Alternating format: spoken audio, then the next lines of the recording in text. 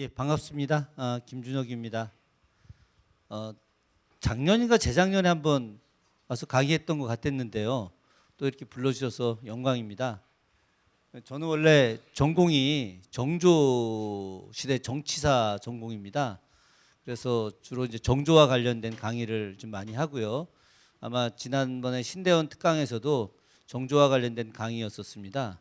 근데 이번에 이제 3.1운동과 관련된 그런 그 강의 요청을 좀 받았는데, 그 이유는 제가 그 수원에서 3.1운동 100주년 대한민국 임시정부 수립 100주년 시민 기념 추진위원회라는 게 만들어졌는데, 사실은 재작년에 만들어졌어요. 그래서 재작년에 만들어져서 제가 그 집행위원장을 맡고 있는 바람에 이제 관련된 학술 문제나 아니면 여러 다양한 행사와 관련해서 제가 일을 많이 하다 보니까, 그래서 우리 전철 교수님이 저한테 이렇게 전공도 아님에도 불구하고 부탁을 좀 하신 것 같아요. 제가 여기 계신 분들도 더 많이 알고 계실 텐데 제가 아는 범위 내에서 조금 말씀을 좀 드리고요. 사실 잘 그 여기 참여하시는 교수님들 명단을 잘 몰랐는데 제 뒤에 이만열 교수님이 계셔가지고 제가 뭐라 할 말이 없습니다. 국사편찬위원장 하셨던 이만열 교수님께서 정말 우리나라 역사학계 최고 대가신 분이신데, 특히나 이제 기독교 독립운동사와 관련해서 이제 최고 연구자시잖아요, 그죠? 그래서 그분이 아마 다음에 할 강의 내용이 저하고 조금 아마 한 5% 겹치는 부분이 좀 있을 것 같아서 그런 부분 제가 잘 조절해가면서 이야기를 좀 하도록 하겠습니다. 제 예전에 수업 들었던 친구들이 좀 여러 명 있어가지고 반갑기도 하고, 제가 한 4년 정도 그 한신의 뿌리를 찾아서 그 저 학부 수업 중에 있죠. 그래서 명동촌 이렇게 학생들 인솔해서 가는데 계속 제가 4년 동안 단장으로 갔었는데, 그때 이제 같이 갔던 학생들도 같이 와 있고 해서 예, 반갑습니다. 제 이야기 좀 해보도록 하겠습니다.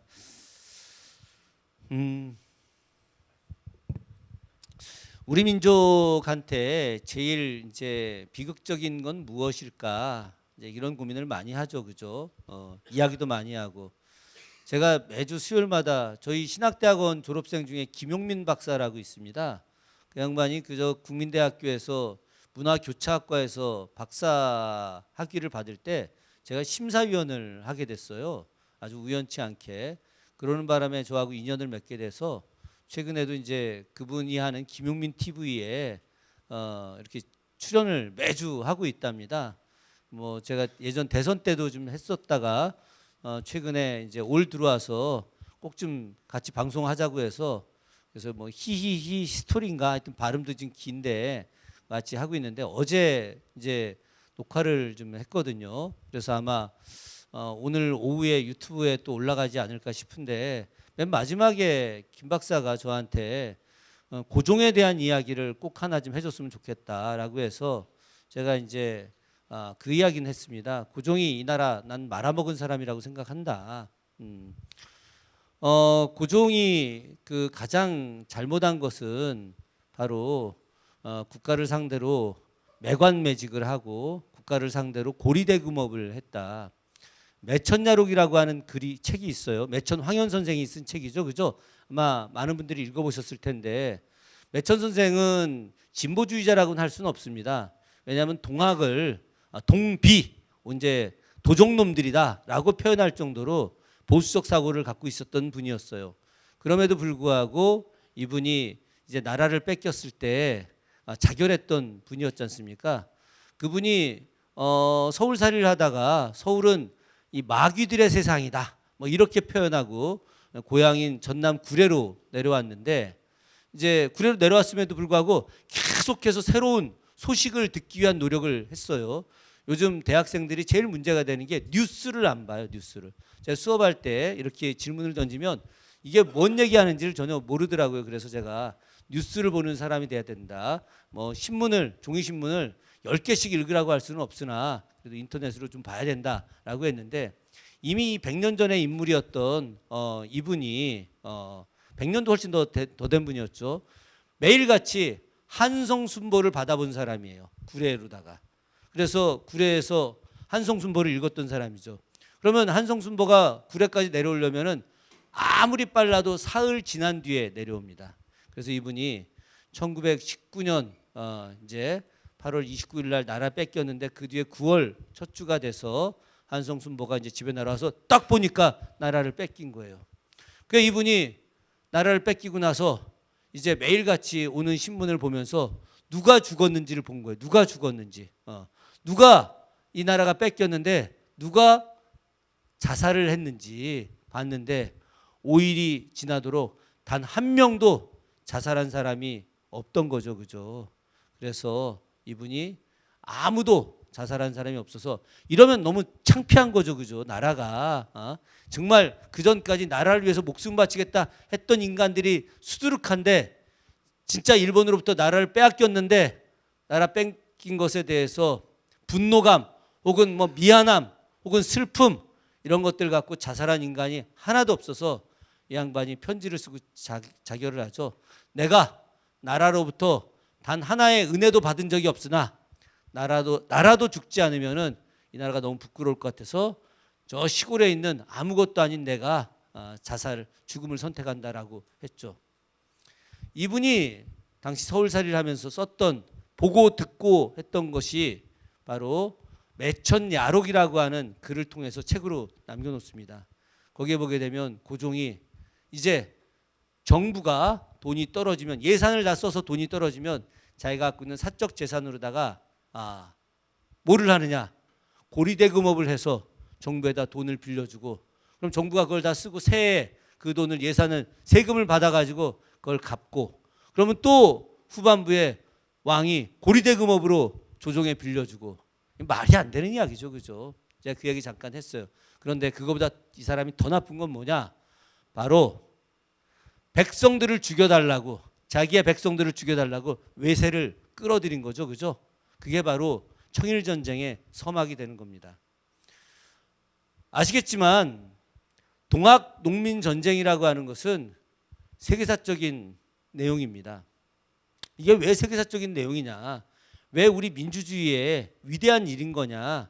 이거에 대해서 우리는 정말 생각을 해야 된다는 거죠.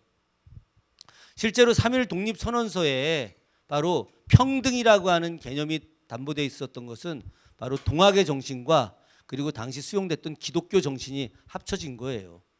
이 부분에 대해서 우리가 생각하지 않으면 절대 안 된다는 거죠.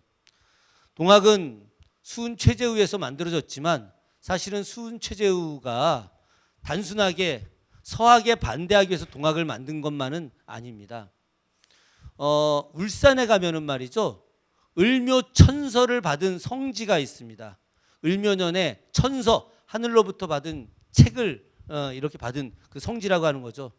천도교가 너무 힘이 없어가지고 그 을묘천서 성지 그 옆으로다가 대규모 고속도로가 나는데 그리고 막 철도 나고 하는데 그걸 갖다가 막지 못했어요. 만약에 크리스찬 그 성지 옆으로 했다면 아마 벌써 옆으로 퍼져나갔을 텐데 천도교 신자가 우리나라에 20만밖에 안 돼가지고 그걸 막을 힘이 전혀 없던 거죠.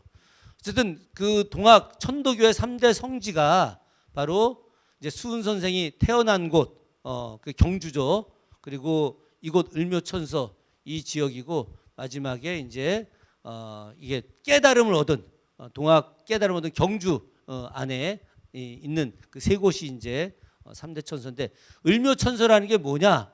지금 동학 연구자들도 모두가 다 똑같이 이야기합니다.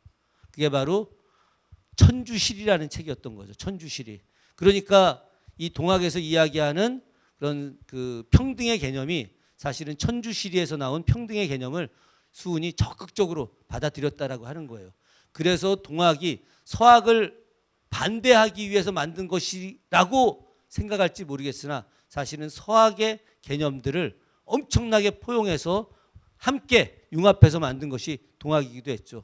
이 동학을 공부한 사람들이 여러분 잘 아시는 대로 1894년에 농민전쟁을 일으키죠. 농민전쟁을 일으키면서 처음에 출발은 동학교도로부터 출발하지만 그러나 그 동학교도보다 더 많은 농민들이 참여를 하게 됩니다.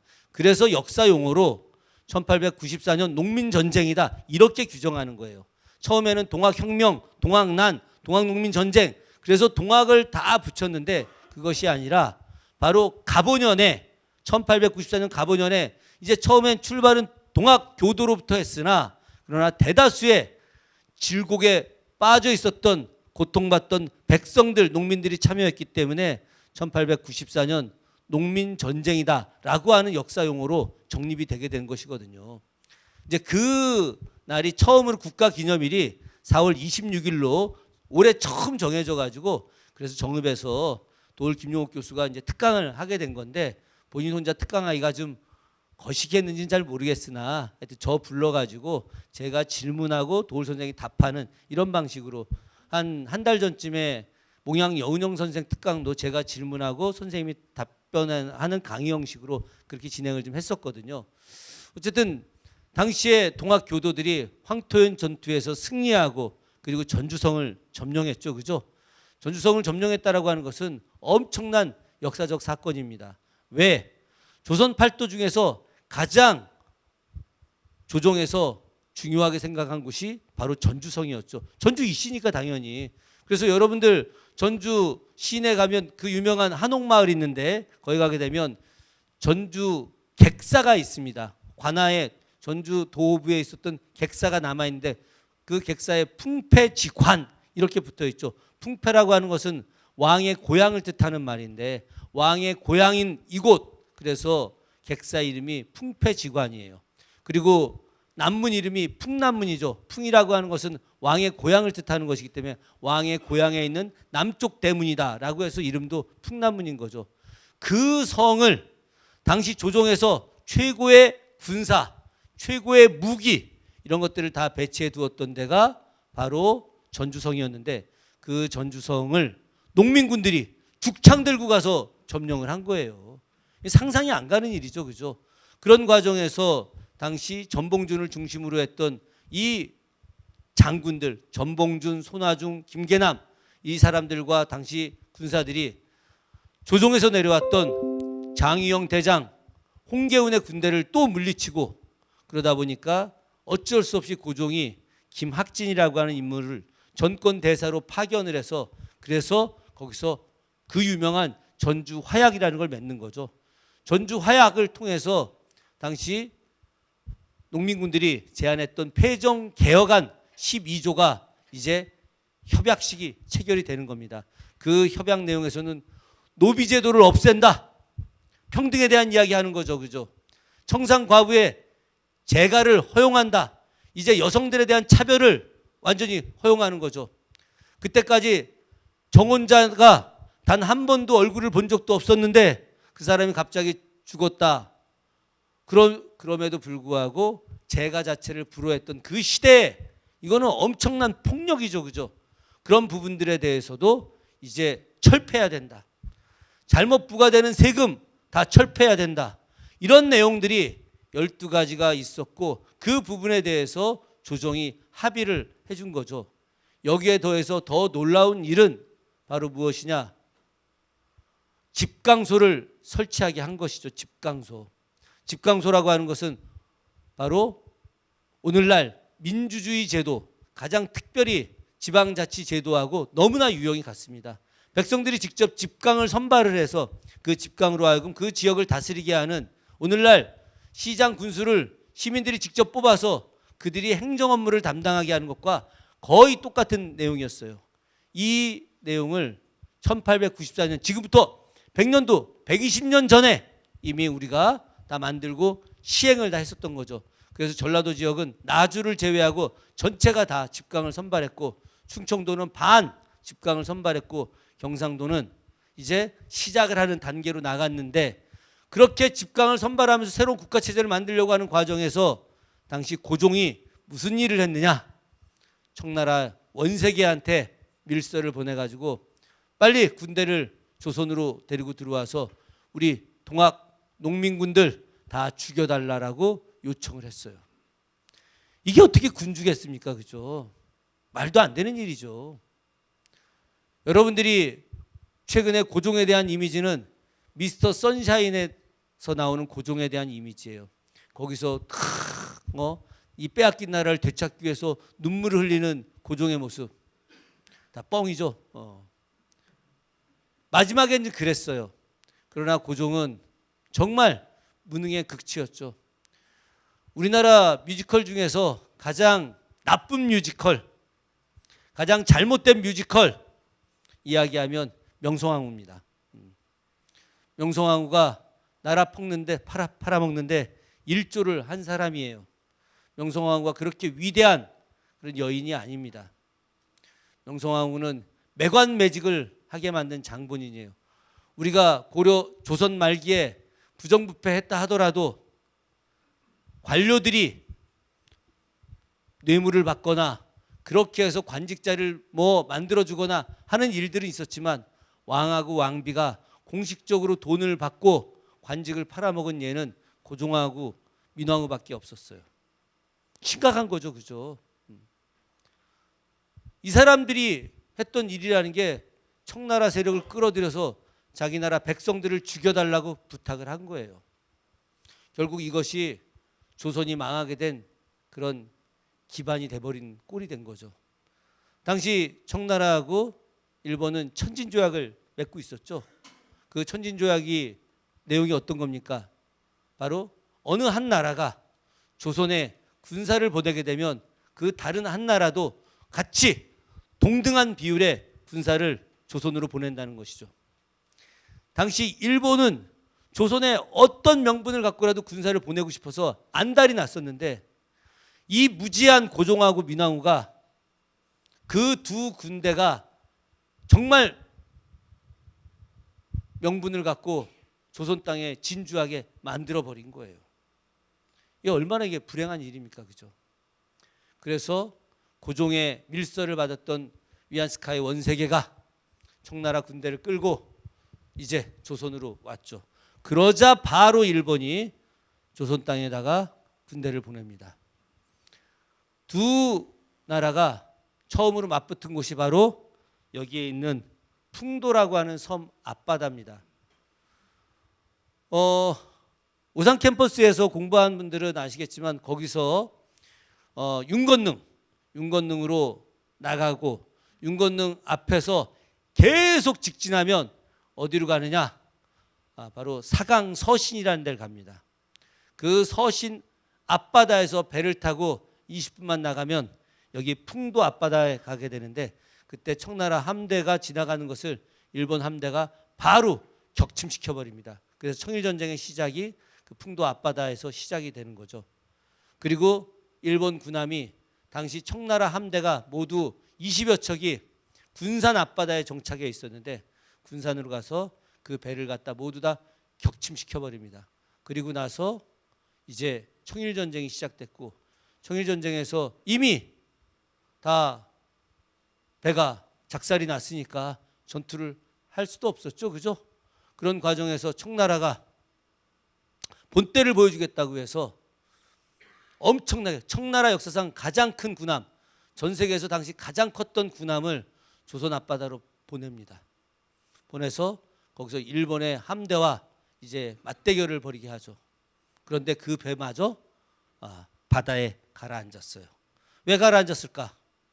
전투를 하려고 보니까 포탄이 없었어요.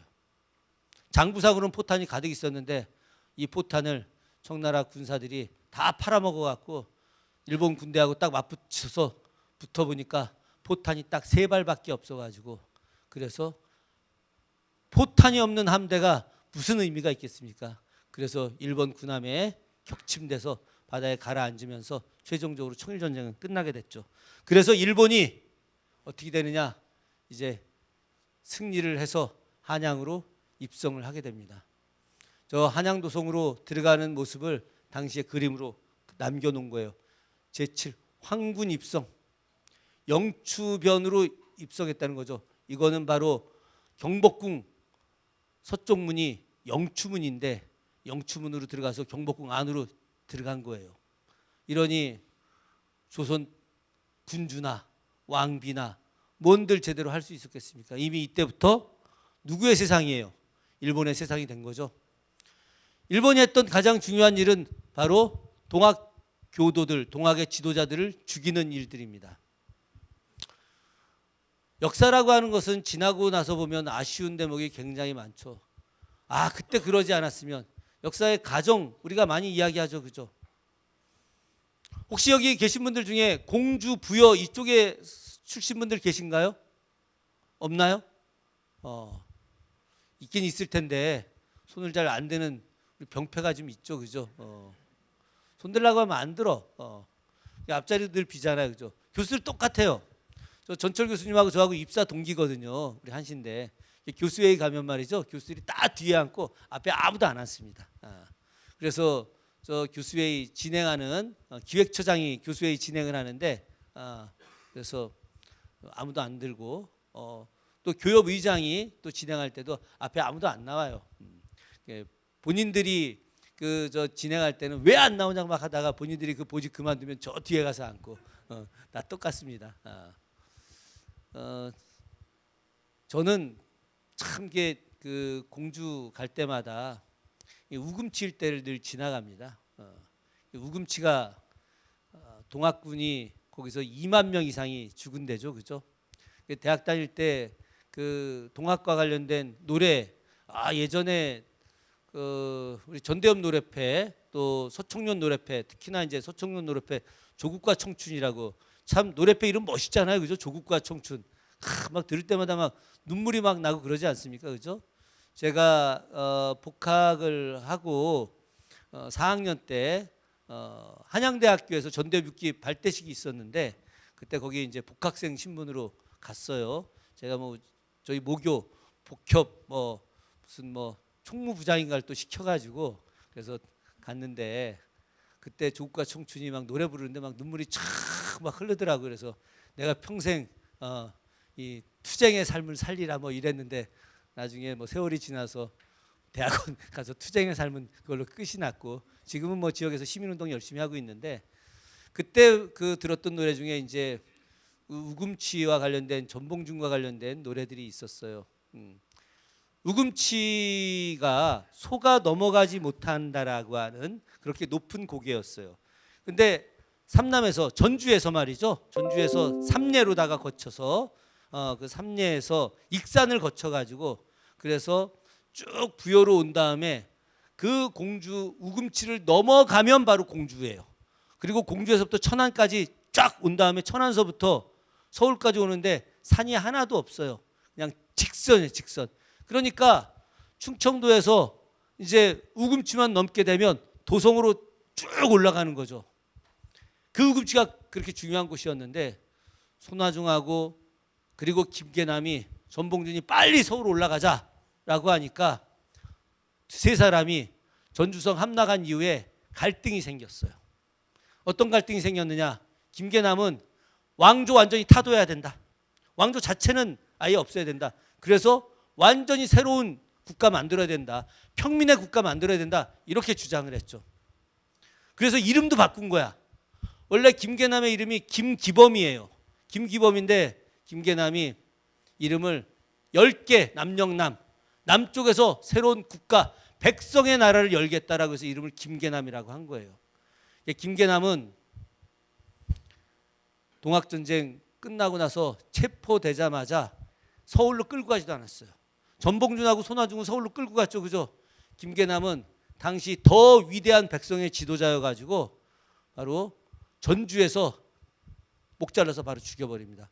죽인 장소가 전주에 가면은 전동성당이라고 있습니다. 혹시 가보셨나요? 거기가 천주교 성지 됐죠, 그죠? 예전에 영화 약속에서 그 저 전도연하고 누구죠, 그 영화 배우 박신양, 박신양 둘이 거기서 결혼하던 장소가 그 전동성당이었거든요. 전동성당이 천주교 성지가 된 이유는 간단한 이유 때문입니다. 윤지충 권상현이라고 최초로 신주불질러서 사형당한 윤지충 권상현이 거기서 죽었거든요. 그래서 천주교가 거기를 성지라고 하는데 사실은 그거는 잘못된 거예요. 저는 천주교 신자인데 제가 천주교에 대해서 늘 이야기합니다. 잘못된 걸 좀 바로 잡아야 된다. 천주교 성지만이 아니라 그 자리에서 죽은 사람이 김계남도 거기서 죽었다. 서울에 가면 절두산 성지라고 있어요. 병인박해 때 목 많이 잘려서 그 천주교가 다 먹어버렸거든요. 지금 서울시가 엄청나게 예산 들여갖고 천주교를 위해서 또 공원을 조성해주고 있어요. 제가 박원순 서울시장한테도 이야기했어요. 거기가 왜 천주교 신자들만 죽었냐.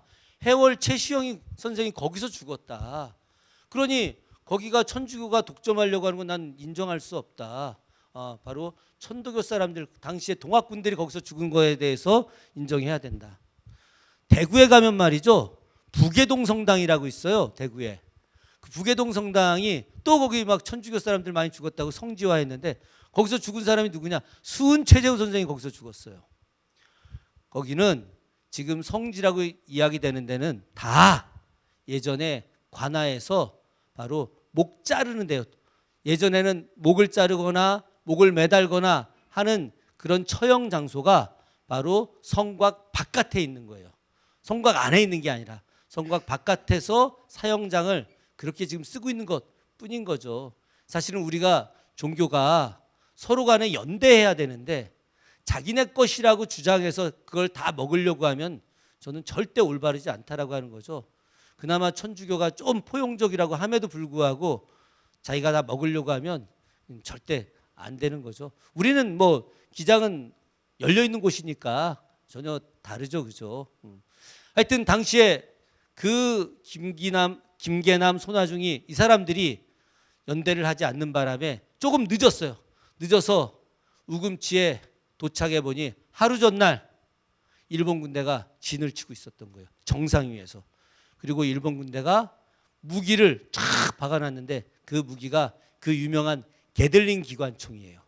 게들링 기관총이라는 게 어떤 거냐면 서부 영화 이런 데 보게 되면 이렇게 돌리면 쭉 나가는 기관총 있죠. 이게 게들링 기관총이에요. 이거는 당대 최고 신무기인 거죠, 그죠?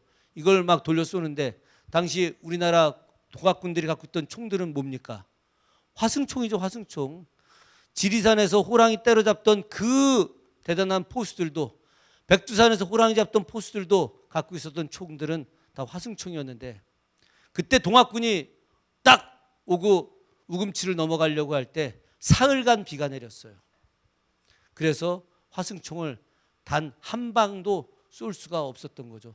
그나마 갖고 있던 이 화승총, 그래서 백발백중의 명사수들이 드글드글 했음에도 불구하고 한 방도 쏠 수가 없었고, 일본은 위에서 게들링 기관총으로 계속 날려버리고, 그래서 동학군 2만 명이 죽게 됐고, 그 과정에서 저런 동학 지도자들이 처형당하고 나라를 지킬 수 있는 그런 힘들이 사라지게 된 거죠.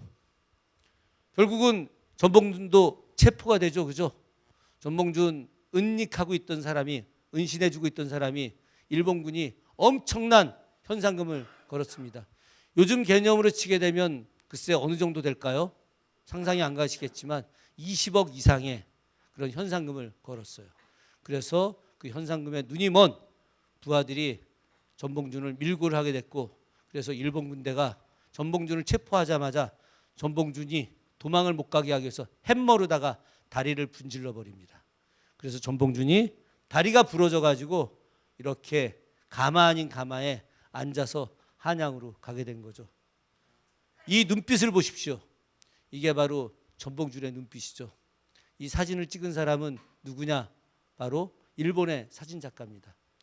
이 사진을 찍은 일본의 사진작가가 민왕후를 죽이기 10년 전에 일본의 최신식 카메라를 들고 조선에 와갖고 조선 왕가의 사진을 찍어주겠다고 한 거예요. 그래서 그때 고종의 사진도 찍어주고 그때 왕후의 사진도 찍어준 거죠. 당시 1895년에 소위 말하는 여우사냥, 일본의 낭인들, 이 사람들은 비정규 군인들이에요. 다 일본 육사 출신들입니다.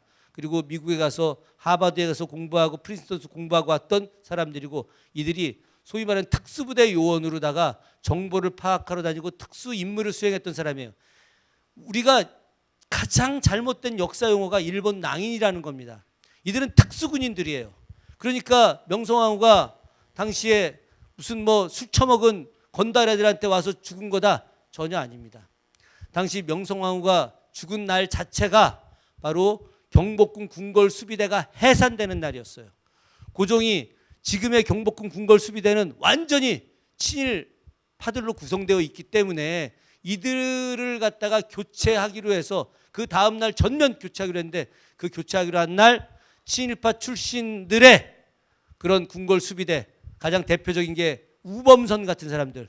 그래서 우범선의 아들이 우장춘 박사, 씨 없는 수박 만드는 우장춘 박사인데, 이 우장춘 박사가 자기 아버지가 이 조선의 한민족에 끼친 엄청난 해악을 갖다가 자기라도, 아들이라도 이제 좀 보답하겠다고, 그래서 이 사람이 남아서 그렇게 우리나라의 육종을 위해서, 농산물 새로운 종자 개량을 위해서 죽는 날까지 헌신하다 간 거예요. 우범선을 비롯했던 이 세력들과 일본 육사 출신의 특무 부대원들이 함께 모여서 궁궐로 들어가는데, 다 손에 뭘 들고 있었느냐? 왕후의 사진을 들고 간 거예요. 그래서 왕후 사진 들고 가다가 결국은 왕비를 발견하고 그 자리에서 죽여버린 거죠. 이런 일들이 실제로다가 벌어졌고, 그 과정에서 동학이 괴멸되면서 국가를 지휘해줄 세력들이 사라지게 된 거죠. 그런 과정에서 이제 친일파들이 대거 등장을 하게 되는 거죠. 을사늑약이 이루어지는 겁니다. 저는 제가 그런 이야기를 많이 합니다. 제가 2006년도에 처음 유럽을 갔었어요. 처음 그때 오스트리아도 가보고, 그리고 네덜란드도 가보고, 독일도 가보고, 프랑스도 가봤었어요. 유럽 여행을 할 때 뭐 여행이 아니라 그때는 공무일로 갔었습니다. 이제 도시에 대한 공부. 제가 수원시에서 학예연구사라고 연구직 공무원으로 있었는데, 그 화성안을 역사문화 도시로 만들어야 되는데, 유럽에 그러면 역사문화 도시들은 이제 어떻게 만들어져 있는지를 한번 확인하기 위해서 이제 가게 된 거죠. 우리나라 유명한 건축가들이랑 같이 갔습니다. 지금 국가건축위원회 위원장하고 있는 승효상 선생이랑 같이 갔어요. 이 양반이 지금 문재인 대통령의 제일 친한 친구이기도 하죠. 뭐 지난번 기사 읽어보니까 경남고등학교 때 이과 수석은 자기가 하고 문과 수석은 문재인 대통령이 했다고, 그렇게 인터뷰한 것도 읽었는데, 한 15명 정도가 같이 갔는데, 가다가 소감을 뭐 이야기하자고 해서, 혹은 뭐 출발할 때이긴 했었지만 각자 자기의 생각을 좀 이야기해 줬으면 좋겠다고 해서 제가 그런 이야기 했어요. 한말에 유럽에 왔던 2명의 사람이 있었다. 근데 2사람이 유럽에 오기 전 생각과 유럽을 보고 가서 생각이 완전히 바뀌었다. 한 명은 이완용이었고 한 명은 민영환이었다. 이완용은 당시 개화파였고 독립협회 회장을 했던 사람이었다. 그러다 유럽에 왔다가 강대국들을 보고, 대한이 이런 강대국들 쫓아가려면 멀었구나, 아예 강대국 힘에 붙자라고 해서 친일파로 변절을 하게 됐고, 민영환은 여흥민씨, 민씨 척족 세력 중에 그들을 호위하고 있었던 핵심 멤버였다. 가장 보수적인 사람이었는데, 이 민영환이 유럽에, 당시 프랑스하고 1886년에 우리나라가 조약을 체결하고, 이탈리아하고도 조약을 체결하고, 영국하고도 조약을 체결하고, 러시아하고도 조약을 체결했는데, 우리가 그 나라에 공사관을 만들어서 관리를 파견할 경제적 능력이 안 되기 때문에 민영환한테 6개 나라를 쭉 돌면서 인사하고 오는 전권 공사로 임명을 했었거든요. 그래서 민영환이 6나라를 돌고 다시 조선으로 들어올 때 민영환은 완전히 다른 사람이 됐어요. 저 강대국들이 호시탐탐 조선을 노리고 있는데, 우리가 빨리 내부적으로 성장해서, 그래서 저 나라들에게 빼앗기지 않는 자주국가 만들어야 되겠다라고 생각해갖고, 이 양반이 자신이 처음에는 자기의 민씨 척족들을 보호하는 역할을 하다가 이제 생각이 완전히 바뀌어서 나라의 자주독립을 추구하는 그런 사람으로 바뀌었죠. 결국은 사람의 운명이라고 하는 것이 생각을 어떻게 하느냐에 따라서 그 사람의 인생이 완전히 바뀌는 겁니다. 제가 신대원에서 이런 정치적인 이야기하는 거는 좀 그렇긴 한데, 오늘 아침에 페이스북에 저희 선배님 한 분이, 예전에 참 친하게 지냈던 선배님 한 분이 차명진을 옹호하는 글을 올렸더라고요.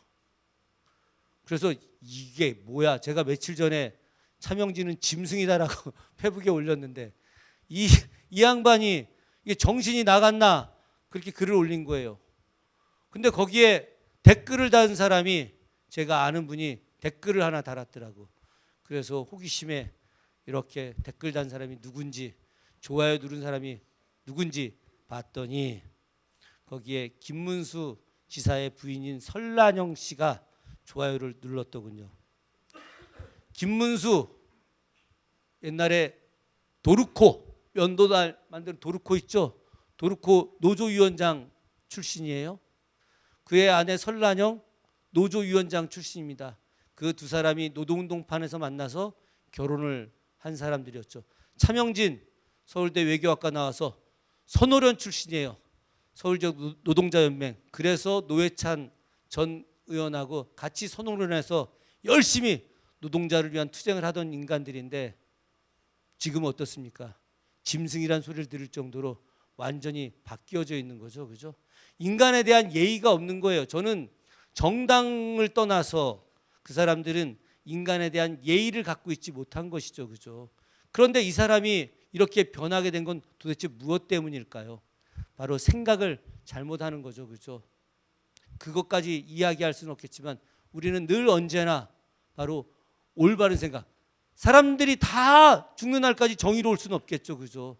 그러나 최소한 누구의 표현대로 정의롭지는 못할 망정 사람이기를 포기하지는 말자라고 하는 것이죠. 그죠? 우리가 특히나 여기 계신 신대원생들은 그런 것들이 절대적으로 필요할 거라고 저는 생각을 합니다. 어쨌든 당시에 유럽 여행을 갔다 돌아와서 완전히 변절했던 독립협회 회장 출신이 윤치호도 독립협회 회장 출신이죠. 그죠? 윤치호, 이완용 가장 악질 친일파들이죠. 그죠? 이들이 바로 나라의 외교권을 일본에게 넘겨주는 을사늑약을 감행을 하는 거죠. 이래서 외교권이 빼앗기게 됩니다. 이게 고종이에요. 고종이 장막 뒤에 앉아가지고 아무 능력도 없이 아무 힘도 없이 이들에 의해서 도장이 찍혀지는 것을 지켜보고 있게 된 거죠. 불행한 일이죠. 그죠? 그 이전에 충분히 나라를 갖다가 온전하게 만들 수 있는 시간이 많이 있었어요. 그럼에도 불구하고 향락 때문에 고종의 제일 큰 문제는 바로 너무나 향락을 좋아한다는 거죠. 매천야록 보게 되면 고종이 보통 새벽 4시, 5시까지 파티를 벌이고 그때부터 자기 시작해서 오후 2시쯤 일어나서 그때 겨우 아침 먹고 그리고 나서 업무 조금 보다가 다시 해가 떨어지면 또 술 파티를 하고 이게 일상화되어 있어요. 죽을 때도 그렇게 일상화됐던 겁니다. 고종에 대해서는 아무리 고종이 말년에 독립자금을 이렇게 독립운동단체에 주었다 하더라도 그 앞에 생애의 4분의 3이 올바른 삶이 아니었기 때문에 인정하기가 쉽지가 않아요. 을사늑약 기념으로다가 사진을 찍죠. 그죠? 이토 히로부미입니다. 그러다가 저 이토 히로부미를 저격한 인물이 누굽니까? 바로 안중근 의사죠. 안중근 의사하고 우리 대학하고 어떤 관계가 있는지 혹시 아시는 분 계신가요? 안중근 의사가 여순 감옥에서 자기의 전기를 씁니다. 자서전을 쓰죠. 안응칠이 원래 어린 시절 이름이었죠. 그죠? 안응칠 자서전을 씁니다. 거기에 보면 김노인이라는 분이 나옵니다. 김노인. 어느 날 김노인이 자기를 찾아왔다. 그리고 김노인이 자기를 한테 어깨를 부여잡고 청년의 두 어깨에 조선의 미래가 달려있다라고 이야기를 했고 그리고 안노인, 그 김노인이 자신의 집으로 마을로 찾아오라고 했다라고 하는 대목을 쓰게 됩니다. 여기서 말하는 김노인이 누굴까요? 바로 명동촌의 김학연 선생인 거죠. 그죠? 명동촌에 가보시면은 명동촌 촌장님이 지금도 안중근 의사에 대한 이야기를 합니다. 자기가 어린 시절에 자기 집안 사람들이 안중근 의사와 같이 사진 찍은 거 다 남아 있었다는 거죠. 그래서 제가 여쭤봤어요. 왜 그게 없어졌느냐? 그랬더니 문화대혁명 때 조선과 관련된 것들이 있으면 다 감옥 가갖고 하도 무서워서 다 불태워 버렸다. 그때 어디 숨겨놨어야 되는데 너무 아쉬워하는 거죠. 우리 같이 간 친구들인데 제가 4년 동안 한신의 뿌리를 찾아서 단장으로 계속 가서 거기서 계속해서 그 촌장님하고 계속 이제 인연을 맺게 됐죠. 총장님하고 아니 그 촌장님 명동청 촌장님한테 안중근 의사의 이야기를 많이 들었는데 그분이 거기 가면 선바위라고 있어요. 선바위. 가보신 분들은 알겠지만 선바위에 저를 데리고 가갖고 바로 이 자리에서 안중근 의사가 이토 히로부미를 저격하기 전에 바로 김학연 선생님으로부터 권총을 받아서 사격 연습을 하던 자리다라고 해줍니다. 그 사격 연습을 하던 자리 앞에 딱 서서 있으면은 정말 감동이 물밀치죠. 저 아래 윤동주 선생이 살던 집터가 있고 이쪽으로 문익환 목사님이 사시던 집터가 있고 저 뒤로다가 김학연 선생님 묘소가 있고 명동 소학교는 저쪽에 있고 그래서 그 많은 사람들이 독립운동을 위해서 헌신하던 그리고 숭실학교에 가서 신사참배를 거부하다가 퇴학당해 다시 돌아왔던 이들의 모습들이 거기에 다 보이는 거예요. 저는 정말 여기 신대원 학생들이 바로 그 선바위에서 한번 장엄하게 펼쳐진 만주의 벌판을 보면서 새로운 각오를 다짐하기를 진심으로 기원합니다.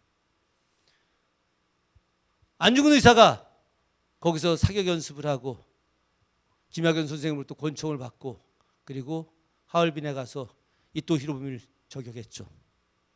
여기 그 어머니가 자기의 아들한테 빨리 죽음을 선택하라고.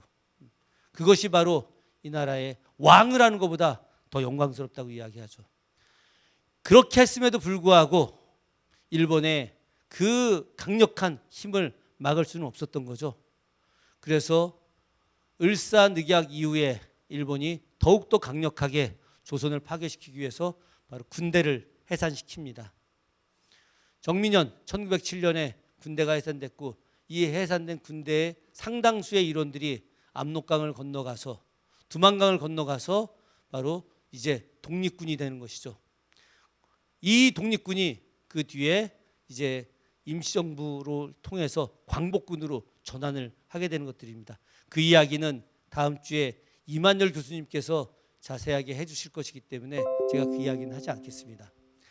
나라가 운영이 되는 데 있어서 제일 중요한 것이 바로 군대 그리고 외교, 행정 아니겠습니까?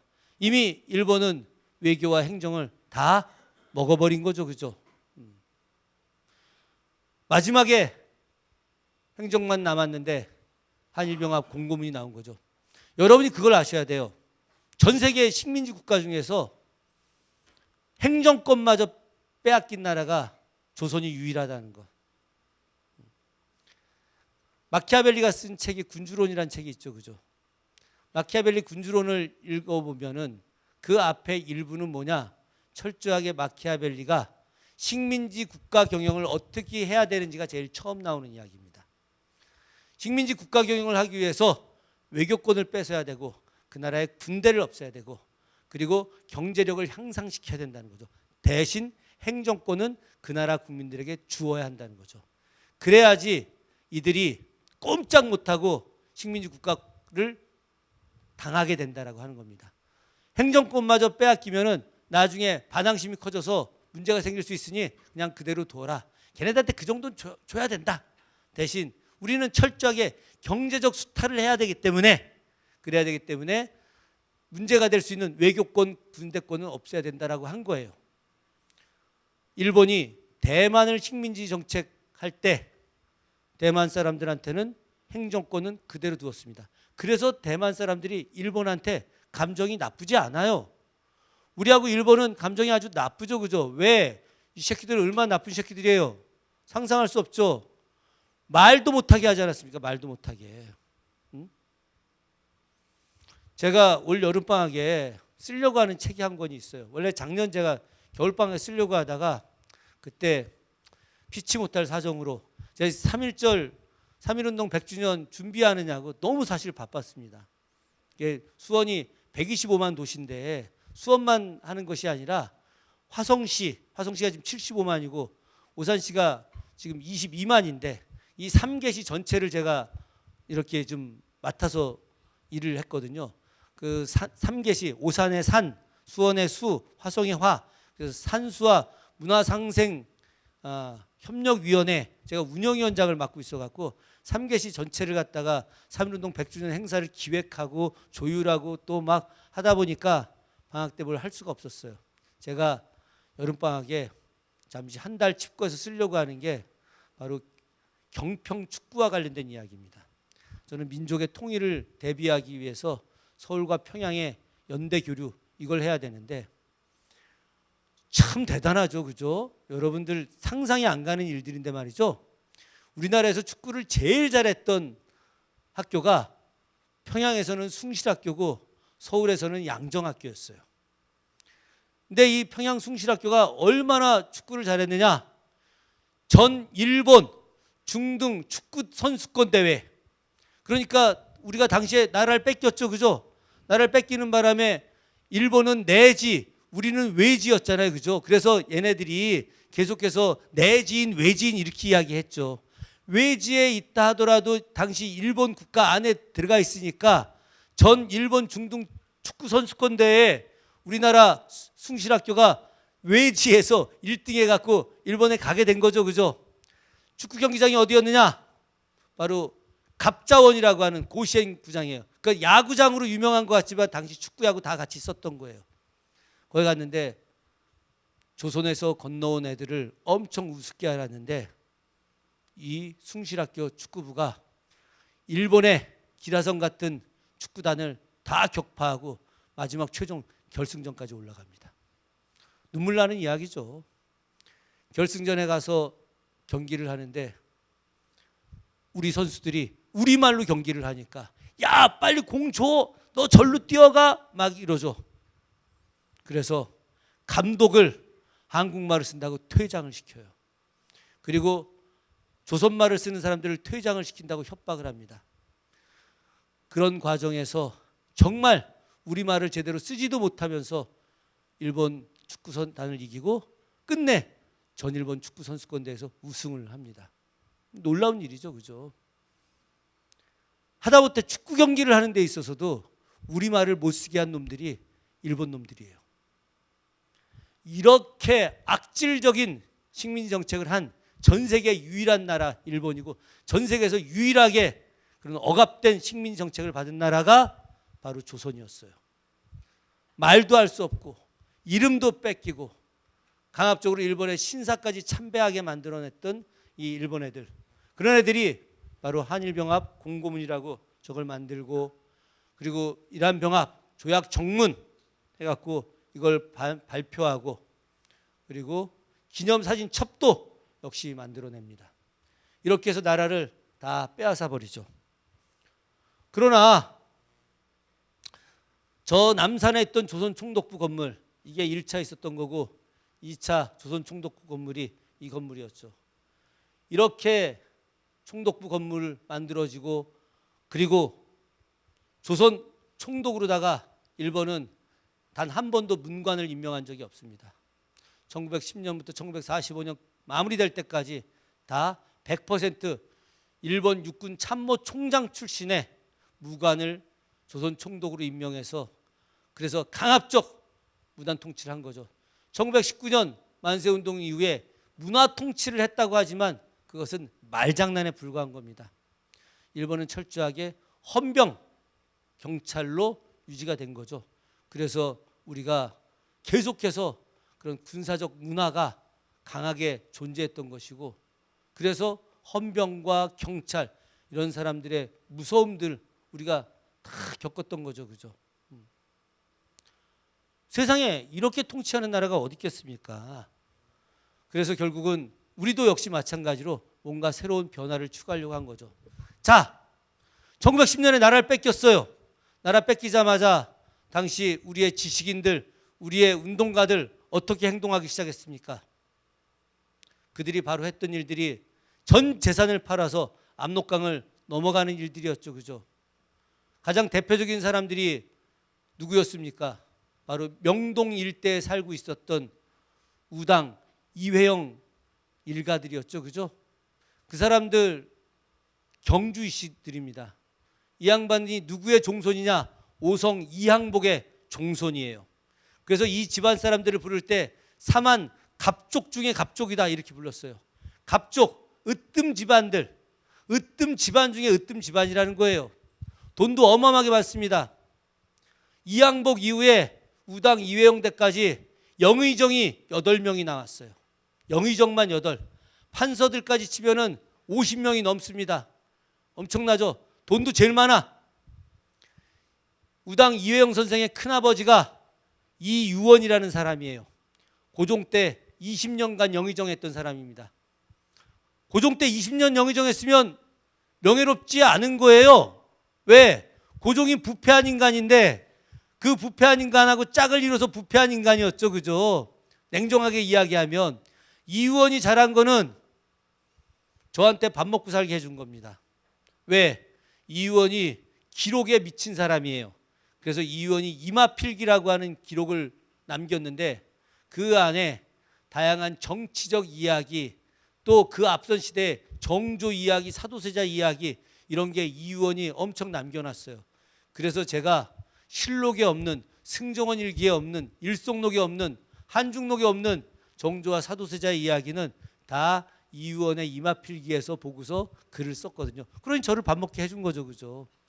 그런데 이 양반이 정말 탐관오리야. 이 양반이. 그래서 부정하게 재산을 많이 모았어요. 그래서 그랬는지 아들을 한 명도 못 낳았어요. 그래서 자기 동생의 둘째 아들을 양자로 드립니다. 그게 바로 이석영이라는 분이에요. 이석영 선생 나중에 굶어 죽은 분입니다. 신흥무관학교 만들고 독립운동하다가 동생은 여순감옥으로 끌려가서 사형당해서 죽고, 그리고 이석영 선생은 거기서 먹을 게 없어서 굶어서 영양실조로 죽은 사람이에요. 이석영 선생부터 시작해서 막내였던 이시영 선생까지 6형제가 자기의 전 재산을 팔아가지고 바로 가게 됩니다. 그거 계산을 잘못했어요. 계산을 잘못해갖고 어떤 역사학자가 오늘 개념으로 한 600억 정도라고 이야기하는데 그렇지 않아요.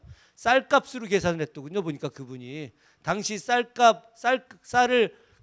저 6만 석을 파는 거 뭐 이걸로 해가지고 오늘날 쌀값 뭐 한 가마에 뭐 40만 원 해갖고 이렇게 계산해갖고 한 그 정도 돈 나오는데 말도 안 되는 이야기입니다.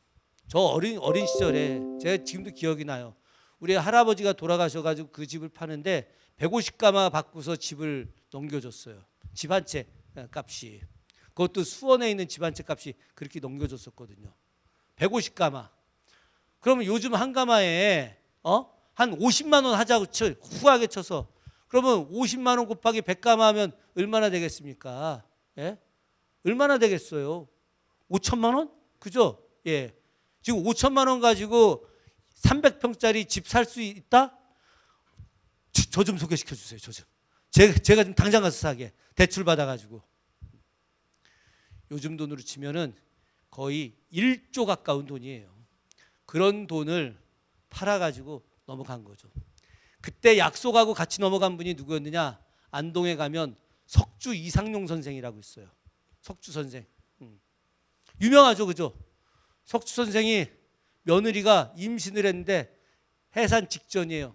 석주 선생이 자기 손자가 일본 놈들이 지배하고 있는 이 땅에서 절대 태어나게 해서는 안 된다고 며느리가 애를 낳아야 되는데 애를 못 낳게 했어요. 호흡을 막 어떻게 하게 했는지, 그래서 압록강을 건너자마자 애를 낳게 합니다.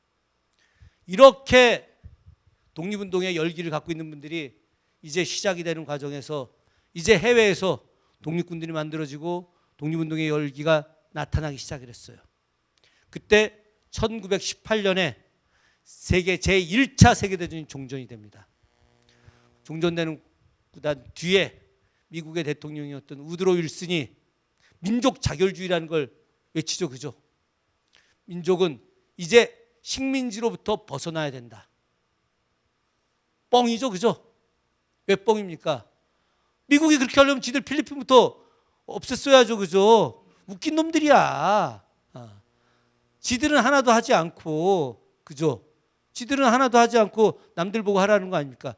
우드로 윌슨의 민족 자결주의라고 하는 것이 유럽에 있는 제국주의 열강들한테 니들 식민지 내놔 이렇게 이야기하는 것이었죠. 그러나 그 내용 자체는 굉장히 좋았던 겁니다. 민족 자결주의의 내용이 조선으로 당연히 전파가 됐죠. 조선에 있는 지식인들이 민족 자결주의를 통해서 미국이 도와줄 거라고 하는 또 생각을 가진 거예요. 사실은 미국에 대해서 굉장히 잘못된 환상을 당시 가졌죠. 그죠? 그래서 다 미국을 쌀미자 쓸 때 우리만 아름다울 미자를 썼죠. 미국에 대해서 다 쌀이 많은 나라에서 다 일본도 쌀미자 쓰고 중국도 쌀미자 쓰고 베트남 뭐 다 이런 한자 문화권에 있는 모든 나라가 쌀미자 쓰는 나라였는데 우리만 아름다울 미자를 썼던 거죠. 왜 그랬느냐? 그게 바로 예전에 황준원이라는 사람이 썼던 조선책략이라고 하는 그 책 때문에 그런 거예요. 그래서 그 조선책략 안에 바로 조선이 살기 위해서는 바로 뭘 해야 되느냐? 중국과 연대하고 미국과 연대하고 러시아하고 연대해야 된다라고 하는 게 황준원이었거든요. 황준원이 친미파예요. 그래서 미국에 대해서 굉장히 좋게 쓴 거예요. 고종이 그걸 보고 미국에 대한 잘못된 환상을 가진 거죠. 그래서 미국이 일본의 카스라 당시 총리하고 미국의 태프트 육군 대장하고 비밀리에 맺은 협약, 그게 우리가 이야기하는 카스라 태프트 밀약이라고 하는 건데, 필리핀은 미국이 갖고 그리고 한반도 조선은 일본이 갖는 밀약을 맺고 아무것도 아닌 척하고, 그래서 어나도와 루즈벨트 딸내미하고 조선에 왔었을 때 고종이 직사 대접을 했죠. 그죠? 그들이 조선 왕릉에 가서 술 처먹고 파티 벌이고 석상에 올라가서 막 사진 찍고 놀고, 그리고 어나도와 루즈벨트 딸이 조선에서는 공주라고 대접을 해갖고 그들이 민가를 갖다가 말발굽으로 짓밟고 다니고 막 승마하고 다니는 것도 다 참아 넘겨줬죠. 왜? 미국이 조선을 도와서 일본으로부터 벗어나게 해줄 거다라고 하는 잘못된 생각을 가졌던 거예요.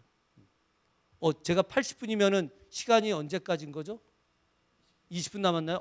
이게 흥분해서 이야기하다 보니까 저한테 이런 강의 시키면 안 돼요. 이제 제가 흥분해가지고. 저희 역사 공부하는 사람들은 너무 잘못 알려진 진실, 그 분노할 진실들을 너무 많이 알고 있어서, 그래서 이게 여러분들한테 막 이야기해주고 싶은 마음이 많아요. 근데 막 이렇게 자고 있는 학생들이 많이 있어가지고 좀 안타깝기는 하긴 합니다만은, 당시에 그래서 민족 자결주의를 듣고 많은 사람들이 이제 조선의 독립을 생각을 했죠. 그런 과정에서 여기 나와 있는 대로 1919년 1월 달에 파리에서 평화강화회의가 개최됐어요. 근데 이때 두 가지 조건이 있었던 거예요. 하나가 국가에서 파견하는 사람, 그리고 하나가 정당에서 파견할 수 있는 사람. 근데 국가는 없는 거잖아요. 그죠? 그래서 당시 20대 상해에 있던 몽양 여운형 선생이 자기 또래 젊은 진보적 지식인들과 함께 신한청년단이라고 하는 정당을 만들었어요. 이게 우리 역사상 최초의 정당입니다. 그 신한청년당 자리를 지금도 여러분 가볼 수 있습니다. 상해 임시정부 청사에서 걸어서 5분밖에 안 걸려요. 그러면 상해 임정청사는 지금 잘 보존이 돼 있으니까 거기서 5분 정도 걸어가게 되면 신천지 거리라고 있어요. 완전히 바뀐 진짜 신천지가 된 데죠. 거기 가게 되면 신한청년단이 사용했던 건물이 있는데, 바로 당시 몽양이 이 양반을 보냅니다. 여기 김규식 선생이죠. 그죠? 아주 대단한 기독교 신자죠. 그죠? 그래서 어린 시절에 목사님이 이제 미국으로 유학을 보낸 분이 우사 김규식이죠. 우사가 영어를 제일 잘했어요. 그래서 당시 그 몽양 여운형 선생 전기 보게 되면 우사가 영어를 제일 잘했고, 그 다음이 몽양이 영어를 잘했고, 이승만은 그 아래였다. 그래서 이승만의 영어는 B급 영어고 우사의 영어는 A급 영어다, 이렇게 이야기했는데, 저 사람은 뭐 천재였죠. 굉장히 똑똑하고. 사실은 그 미국이 말이죠, 우사를 원래 이승만 앞에 대통령으로 삼으려고 했었어요. 근데 우사가 거절을 했습니다. 이 내용은 그 노촌 이구영 선생이라고 저 신영복 선생의 사부님이에요. 감옥 안에서 신영복 선생한테 글씨 가르친 사람이 노촌 이구영 선생인데, 이구영 선생이 쓴 임진강은 남북으로 흐른다라고 하는 책에 그 내용이 상세하게 좀 실려 있죠.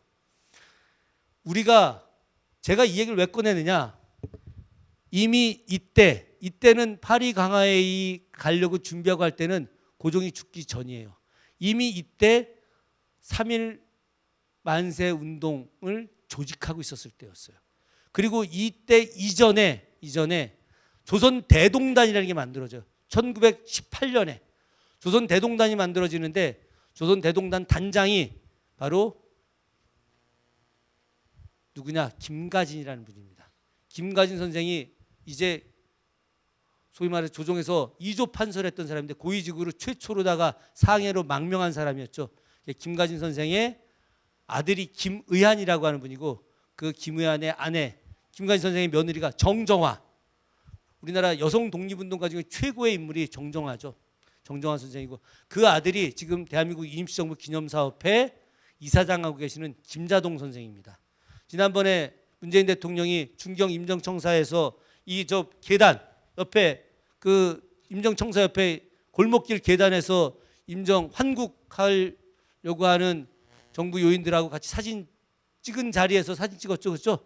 그때 문재인 대통령 바로 옆에 서 계셨던 분이 바로 김자동 선생님이에요. 김자동 선생 바로 옆에 있던 사람이 바로 김자동 선생의 딸 김선연 씨. 예. 그리고 문재인 대통령 옆에 이제 김정숙 여사 있었죠. 이 김자동 선생을 백범 선생이 늘 안아서 키웠었죠. 김자동 선생님 지금도 백범 선생님 이야기하면 눈물을 흘리면서 이야기합니다. 참 슬픈 일은 상해 임시정부부터 시작해서 중경 임시정부까지 임정이 9번이 옮겨지는데, 그 9번이 옮겨지는 과정에서 늘 밥하고 빨래하고 또 연통제 통해서 조선 건너가서 돈 갖고 오고 그러다 감옥 갔다 왔던 이 정정화 여사가 해방 이후에 친일파들에 의해서 빨갱이로 몰려가지고 감옥에 또 가서 서대문형무소에 또 가게 됩니다. 비극이죠, 그죠? 지금 뭐 김원봉 이야기, 지금 KBS에서 김원봉 드라마 만든다고 하니까 자유한국당에서 지금 뭐 난리가 나가지고 절대 안 된다고 하죠, 그죠? 김원봉이라는 사람이 의열단 단장 출신이고, 그 양반이 월부 가게 된 거는 친일파들 때문에 월부 간 거죠, 그죠? 뭐 너무 잘 아시겠지만 해방 이후에 고향 밀양가 있다가 당시에 반민특위가 깨지면서 노독술이 복귀를 하고, 노독술이 김원봉을 불러다가 따귀를 때렸다는 거 아닙니까? 그래서 김원봉이 풀려난 이후에 밀양에 와갖고 일주일을 대성통곡을 했다는 거죠. 내가 일제강점기에 일경으로부터 무수한 고문을 받았어도 단 한 번도 따귀를 맞은 적은 없었는데, 지금 해방된 조국에서 친일파 경찰 출신한테 따귀를 맞다니, 그래서 일주일 울다가 북으로 넘어가 버린 케이스죠. 어쨌든 당시에 대동단 만들어질 때 대동단 강령이 민주공화제를 천명한 새로운 국가 건설이었습니다. 이 김가진도 고종의 가장 신임받는 최측근이었고 2조 판서 출신이었음에도 불구하고 이제 다시 왕정으로 복귀되는 것은 인정하지 않았어요.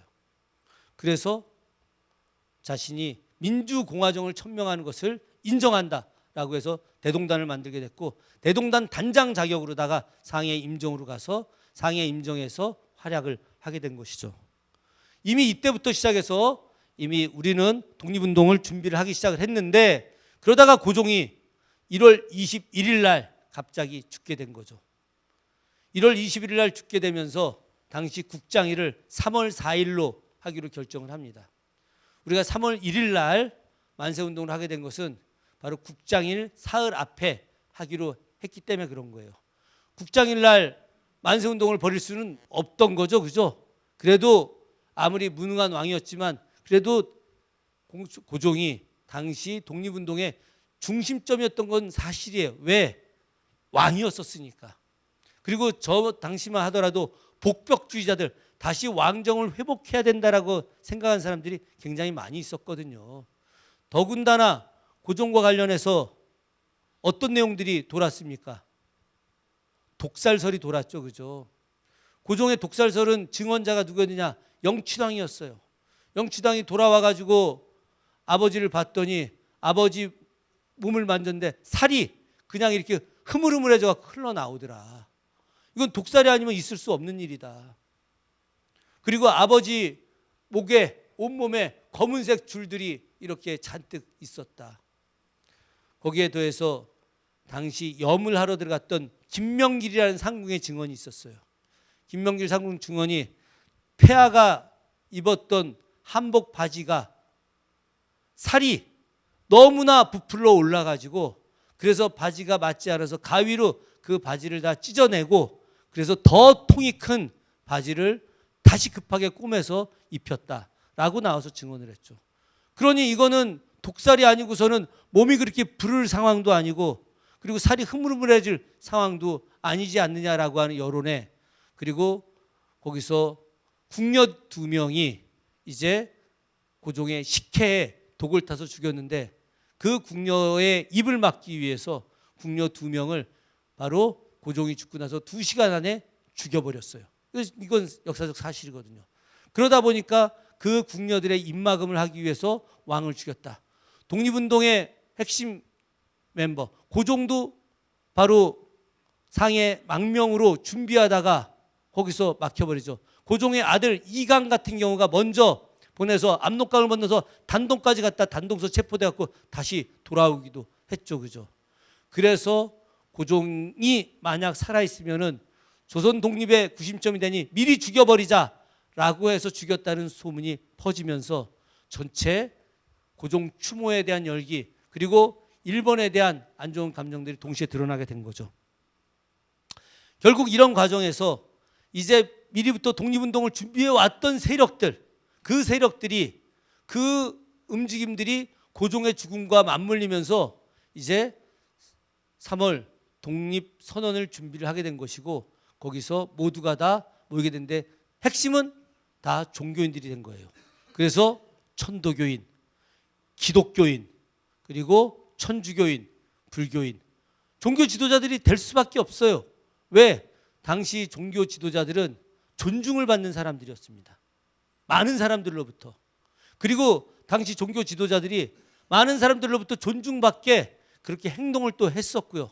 그리고 사람들도 동원할 수 있고 일단 신뢰받는 사람들이기 때문에 이들이 이야기하는 독립선언의 내용은 존경받고 신뢰받을 수밖에 없었던 거죠. 여기서 아주 대단한 특징은 바로 33명의 독립운동가들, 독립선언 대표들이 100% 평민 출신들이라는 겁니다. 이건 놀라운 일이에요. 당시 민족대표를 모으는 과정에서 양반 사대부 명문 고족 출신들한테 다 의뢰를 다 했었습니다. 안 한 게 하나도 아니에요. 의뢰를 다 했는데 이들 모두가 다 거절했어요. 이건 우리가 생각을 해볼 필요가 있습니다. 명문 거족 출신들이 갖고 있는 기회주의적 한계 같은 거 있죠. 그죠? 나라를 지키겠다고 일어섰던 농민군들, 다 농민군들이죠. 그죠? 제가 앞서 천주교 신자인 거 잠깐 말씀드렸는데 1866년 병인박해 때 순교했던 치명했던 사람들 중에 양반 사대부 출신들이 1%가 안 됩니다. 다 평민 출신들이에요. 그러니까 나라를 지키는 것도 신앙을 지키는 것도 다 평민들 보통 사람들이 하는 겁니다. 그런데 결국은 그 보통 사람들이 만들어 놓은 그 새로운 세상을 어찌 보면 힘 있는 사람들이 또 가로채 가는 것도 수많은 역사에서 나타나는 것이죠. 4.19를 이야기할 때 4.19의 가장 큰 문제는 그 4.19 이후에 바로 혁명을 조직화할 수 있는 지도부가 유지되지 않았다라고 하는 거죠. 마찬가지로 우리가 역사에서 배우는 것들은 어떤 혁명을 하고 나서 그것을 그냥 기존의 기득권 세력들한테 혁명의 정신과 혁명의 기운을 넘겨줄 것이 아니라 혁명의 주체 세력들이 조직화해서 그것을 끌고 나가지 않으면 안 된다라고 하는 그런 사실들인 거죠. 결국 이렇게 독립선언서를 만들어내고 민족대표들이 열심히 하면서 만세 시위를 벌이는 거죠. 김양하라고 하는 사람 가장 낮은 기생이에요. 기생이 이런 기녀들이 이끌고 만세 시위를 합니다. 최근에 나온 영화 증언에 보면 주인공이 3명이죠. 유관순, 김양화, 그리고 권혜라. 개성의 호수선여고 출신입니다. 권혜라의 남편이 김시연이라는 분이죠. 김시연이 바로 영화 밀정의 공유의 역할의 실존 인물입니다. 김시연이 해방 이후에 국회의원도 한 번 했고, 그러다가 도저히 이승만을 용서할 수 없어서 이승만 저격 사건을 일으키죠. 그래서 자기 의열단 출신입니다. 김시연이. 권혜라 의열단 출신이에요. 그래서 의열단 같이 활동했던, 이미 세월이 지나서 중년 노인이 되어가고 있는 그 자기의 부하한테 권총을 두고 사격 연습을 시키고 2발을 딱 쏘고, 그리고 이 사람들 독립운동가 출신이니까 거기서 단상 앞에 있다가 튀어나가갖고 이승만 앞에서 딱 총을 쐈는데 54년도에 불발이 나가지고 2사람 다 같이 체포됐죠. 권혜라가 쓴 기록이 있어요. 그 권혜라의 기록에 의하면은 당시 서대문 형무소에서 유관순보다 김양화가 더 유명했다라고 하는 대목이 나옵니다. 유관순, 김양화, 이런 수많은 사람들, 여성 독립운동가들, 그래서 여성 독립운동가들이 너무 많아서 감옥에 갇히는 바람에 서대문 형무소 여자 감옥 공간이 부족해서 이들이 누울 공간이 없어갖고 앉아있을 공간도 없어서 서서 이렇게 있었어요. 서서. 예.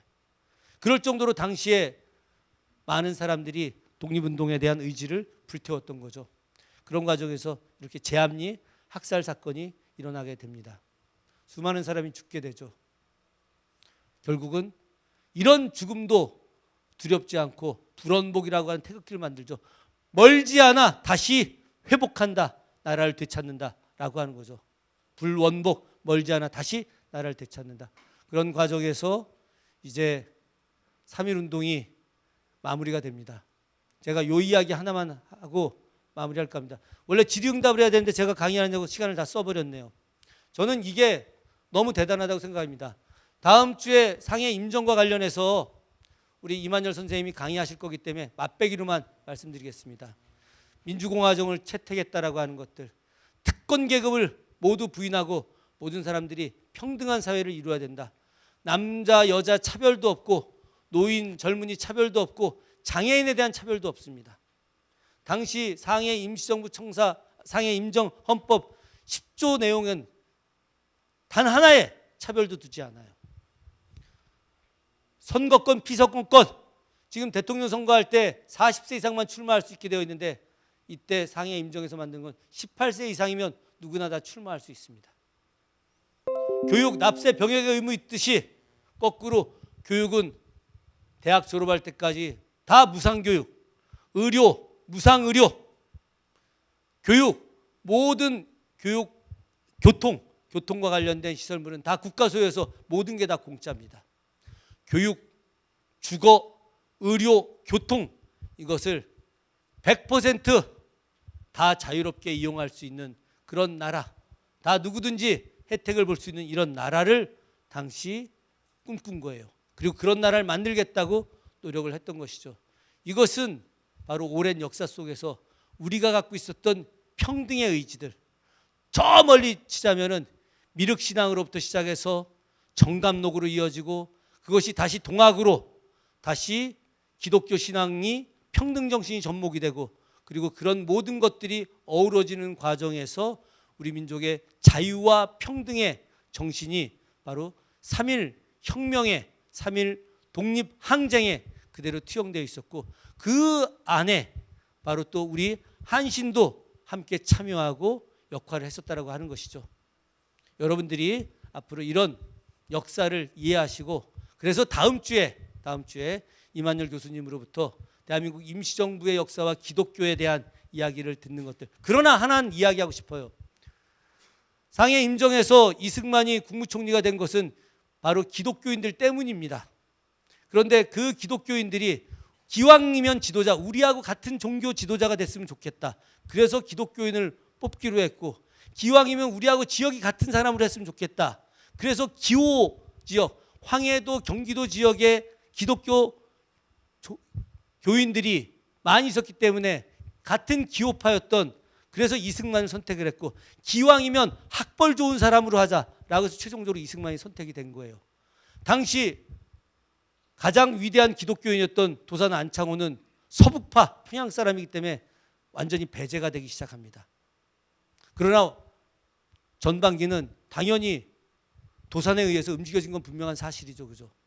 기독교인이 기독교인이라고 해서 기독교인만을 내세운다면 그것은 거꾸로 주님이 이야기하는 평등과 자유의 정신에 위배돼서 오히려 나라를 망칠 수 있다라고 하는 것들, 이것도 역시 우리가 생각해 볼 필요가 있다라고 말씀드리면서 제 강의를 마치도록 하겠습니다. 토론을 하지 못해서 정말 죄송합니다. 고맙습니다.